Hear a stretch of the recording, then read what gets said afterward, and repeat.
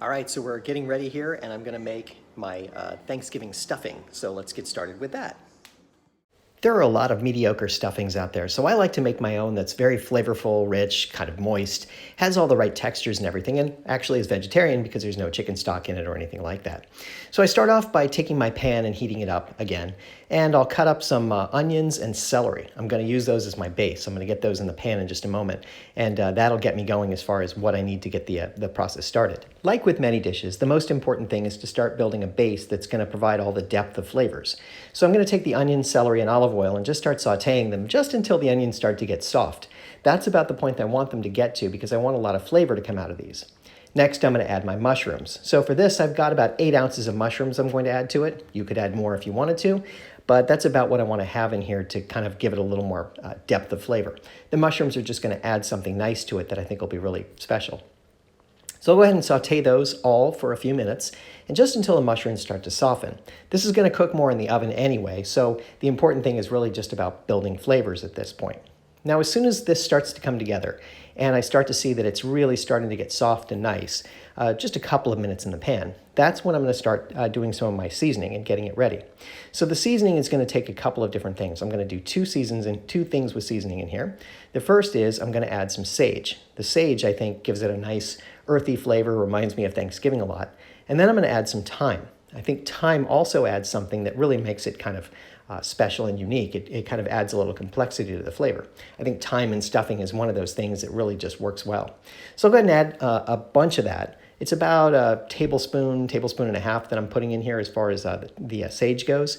And then the thyme is going to be about the same amount. Again, this is about flavoring. If you want to add a little more, a little less, to give it a little more flavor, you certainly could. That's really your call as far as that goes. So once I've got the flavoring going, I'll get that started and just mix it up and get those all mixed in and get those flavors all together, continuing to saute it for just a little bit longer, just to get all the flavors mixed up in there. These were dried ingredients, so I want to use the moisture from the onions and the mushrooms to help kind of release the aroma of it. So that's really important, I think, as a step in the cooking process, to release it and make sure that you get a lot of flavor out of it. Now let's talk moisture. I think there's an important thing in stuffing, that stuffing has to be moist. Traditionally, you would put the stuffing inside of like a turkey and let the juices from the turkey moisten it. But in this case, we're not going to do that. So instead, I'm going to use tea. I'm going to brew up 2 cups of green tea. Now you could use any tea you like, but I'll have those 2 cups of green tea that I'm going to add to the mixture here. I think it adds a nice richness to it. The green tea is really a nice flavor. You could use Earl Grey too. That would be an excellent choice, or a chai tea if you really wanted to. And that would give you another great flavor. So I'm just going to add that 2 cups of brewed tea in here and let it go ahead and come to a simmer, so that way it's nice and hot and everything works out. And now let's talk about the actual breading that I'm going to use. I made some cornbread. It's a box cornbread. It's a better one, but it's a box cornbread that I'm going to use. And then I also use some sourdough bread. I've cubed them both up. I've got about equal parts in there. Maybe it's a pound of each or so that I'm going to use for my recipe. I think that nice mix of the tanginess of the sourdough and the sweetness of the cornbread really works well for a stuffing. It makes a nice flavor combination that you really get a richness through it. So I like using both of those. Now I'll leave them on the counter for a little while to just let them dry out, maybe overnight or so. So that way when I add the liquid to it, they absorb a lot of the liquid and it softens them back up. And they get a little bit of crunchiness. You want that little bit of to the teeth kind of feeling, that al dente almost, where you're feeling like it's actually crunching just a little bit. It's not just like a soggy mess. So I'll go ahead and add my now my liquid base, which has my onions and celery and whatever, to my breading. And I'm just going to pour it over and then mix it up. It's that simple. It's a really simple dish that I've come up with here, but it's just a matter of pouring these in and just kind of mixing it up at that point to just make sure everything's evenly coated.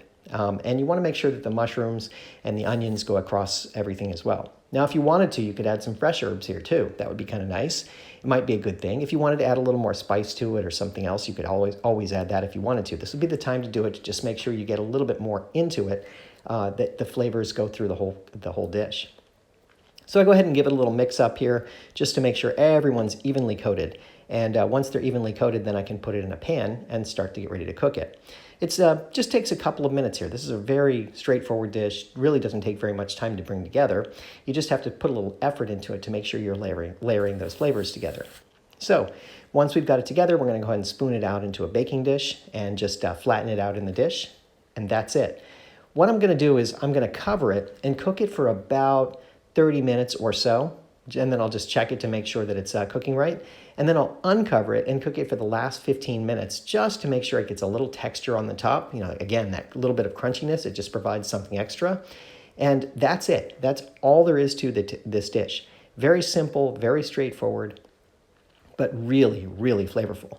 And hey, it happens to be vegan too. That's a bonus, I guess, but not intentionally so. This was just something that just worked out really well as far as bringing together the dish. There's nothing in here that's you look at and go, wow, I wouldn't eat that. I mean, if you're big on eating a lot of fats, maybe you'd want to add some fat to it, maybe add some butter or some other kind of oil to it, but I don't think it needs it. I think it really is just about the flavor here because you really want to add this to other things. So you can serve it with your vegetable loaf, or you can serve it with your mashed potatoes. Yeah, I know, 2 starchy dishes, what am I thinking?